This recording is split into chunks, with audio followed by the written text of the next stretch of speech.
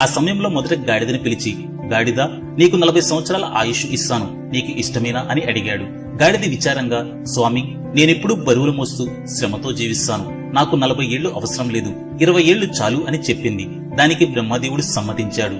తర్వాత కుక్కని పిలిచి, కుక్క, నీకు 40 సంవత్సరాల ఆయుష్ ఇస్తాను, నీకు సమ్మతమేనా అని అడిగాడు. కుక్క వణికిపోతూ, స్వామి, నేనెప్పుడూ ఇంటికి కాపలా కాస్తూ నా యజమాని కోసం జీవించాలి, 40 ఏళ్లు చాలా ఎక్కువ, నాకు 20 సంవత్సరాలు చాలు అని అంది. బ్రహ్మదేవుడు కూడా నిజమే కదా అని అంగీకరించాడు. తర్వాత గుడ్లగోబను పిలిచి, గుడ్లగోబా, నీకు 40 ఏళ్ల ఆయుష్ ఇస్తాను, నీకిష్టమే కదా అని అన్నాడు. దానికి గుడ్లగోబ నిశ్శబ్దంగా, స్వామి, రాత్రంతా నిద్ర లేకుండా తిరుగుతూ జీవించాలి, ఇది చాలా కష్టం, నాకు 20 సంవత్సరాలు చాలు అని చెప్పింది. బ్రహ్మదేవుడు తృప్తిగా సమ్మతించాడు. చివరికి మనిషిని పిలిచాడు. మనిషి, నీకు 40 సంవత్సరాల ఆయుష్ ఇస్తాను, నీకు ఇష్టమేనా అని అడిగాడు. కాని మనిషి అత్యాశతో, స్వామి, నాకు 100 సంవత్సరాల ఆయుష్ కావాలి అని ఆశపడ్డాడు.